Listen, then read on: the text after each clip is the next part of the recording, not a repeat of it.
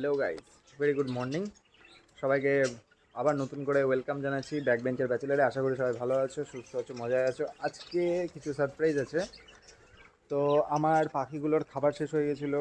তো এবার আমার কয়েকদিন সময় পাচ্ছিলাম না খাবার আনার জন্য, যার জন্য নতুন ভিডিও আপলোড হচ্ছিলো না। অবশেষে খাবার আনলাম। কী কী খাবার এনেছি সেটা এখন দেখাবো। আর একটা ছোট সারপ্রাইজ আছে, সেটাও দেখাবো। আর আমার মাছের খাবার অর্ডার দেওয়া ছিল, সেটা এসছে আজকে। তো সেটাও আমি তোমাদেরকে দেখাবো। তো পুরো ভিডিওটা তোমরা শেষ অবধি দেখবে। চ্যানেলটাকে লাইক করবে, শেয়ার করবে, আর সবথেকে বড় কথা সাবস্ক্রাইব করবে। তোমরা দেখছো ভিডিওটা বাট সাপোর্ট করছো না, তোমাদের সাপোর্ট লাগবে। তো please guys, support me. Subscribe কর, সাবস্ক্রাইব করতে ভুলো না বন্ধুরা, সাবস্ক্রাইব করো। চলো ভিডিওটা দেখো। তো আজকে পাখিদের জন্য অনেক খাবার নিয়ে এসেছি। প্রথম একটা একটা করে দেখাই। এটা হচ্ছে বদ্রির জন্য। এখানে আছে ঘাসের বীজ, ঠিক আছে, যত রকমের সিড মিক্স হয় এটাতে আছে। এটাতে টোটাল 5 কেজি মতন এনেছি। এটা হচ্ছে মিলেট, লালটাও আছে সাদাটাও আছে।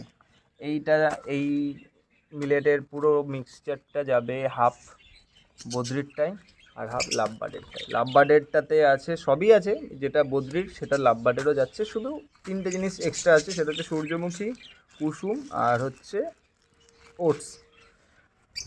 এইটা আর এটাতে আছে টোটাল 4 কেজি মিক্স।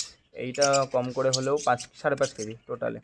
এটাতেও দুটোতে হাফ হাফ যাবে, বাদ দিলাম। আর এটা সবাই আশা করি চেনো, গোটা মুসুর। গোটা মুসুর, এটা সফট ফুড সব পাখির জন্য। আমার কাছে ছিল কিছু, তাই আমি আরেকটু দরকার ছিল, তো আমি দরকার অনুযায়ী এক্সট্রাটুকু নিয়ে এসেছি।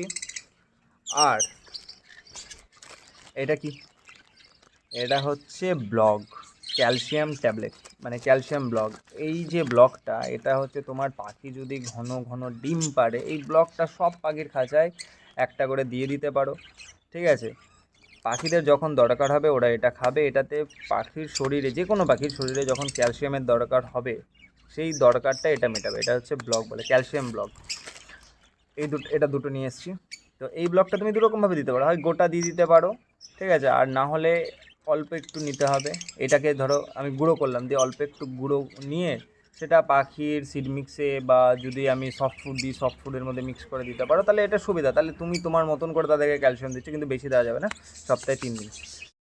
আমি তোমাদেরকে বলেছিলাম যে আমার কিছু মাছের খাবার আসবে, তো তার মধ্যে আমার একটা খাবার চলে এসছে।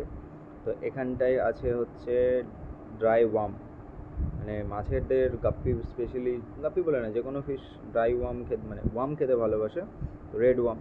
তো এই রেড ওয়ার্মটাই এখানে ড্রাই হিসেবে পাওয়া গেছে। তো এটাতে ছোট ছোট ব্লক করা আছে, তোমরা ভিডিওটাতে দেখতে পাবে। এই প্যাকেটটার দাম বেশি নেয়নি, ফ্লিপকার্ট থেকে আমি এটা পেয়েছিলাম মাত্র 290 টাকায়। এর ভিতরে ছোটো ছোটো ছোটো ছোটো ব্লগ আছে, যেগুলো মাছের কোয়ান্টিটি হিসেবে আমি ভেঙে ভেঙে দিতে পারবো। এটা খুব ইজিলি মাছ খেতে পারে। এটা যখন জলের সাথে জলের কন্ট্যাক্টে আসবে, তখন এটা ধীরে ধীরে মেল্ট হবে, আর তখন মাছ এর মধ্যে থেকে আরাম করে খেতে পারবে। এই রকম সাইজের হচ্ছে এক একটা ব্লগ। এটাকে আমি এখন মোটামুটি 4 টুকরো করব। 4 টুকরো করার পরে তারপর এটা সবকটা ফিশ ট্যাঙ্কে অ্যাড করব। এরকমভাবে 4টে টুকরো করলাম, হয়ে গেল।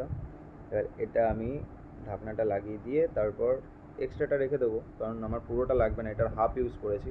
হাফ ইউজ করে বাকিটা আমি এখন দিয়ে দেবো মাছেদের। এই হলো 4টে, দিয়ে দেবো। প্রথমে নাদাই দেবো একটুখানি, এটা একটু সামান্য ভেঙে নিলে ভালো হয়। হ্যাঁ, নাদা দিয়ে দিলাম। এবার সব মাছগুলো এখানে আসা শুরু করে দিয়েছে, তোমাদেরকে দেখাচ্ছি আমি।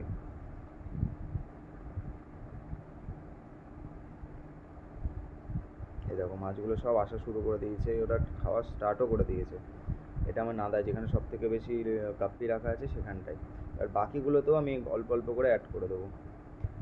এইটাতে আছে মেনলি বাচ্চারা, তো মানে গাপ্পির বেবিস, তো যার জন্য এখানে আমি এটাকে পুরো গুঁড়ো করে দিয়ে দিলাম হাতে। এটা খুব নরম হয়, হালকা একটু প্রেস করলেই পুরোটা গুঁড়ো হয়ে যাবে।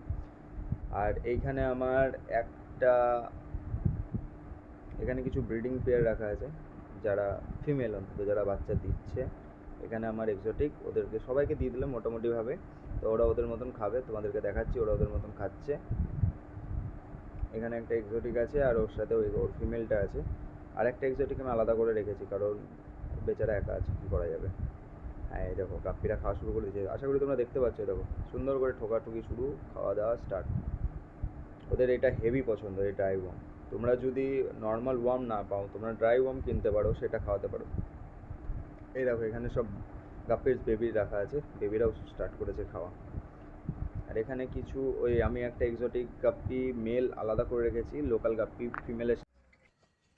এই দেখো আজকে বাড়ির জন্য নতুন কিছু সদস্য নিয়ে এসেছি। আমার কাছে বদ্রির প্রচুর কালেকশন আছে, তো গেছিলাম দাদার দোকানে, যেখান থেকে আমি পাখি খাবার সব সংগ্রহ করি, মাছও আনি ওখান থেকে।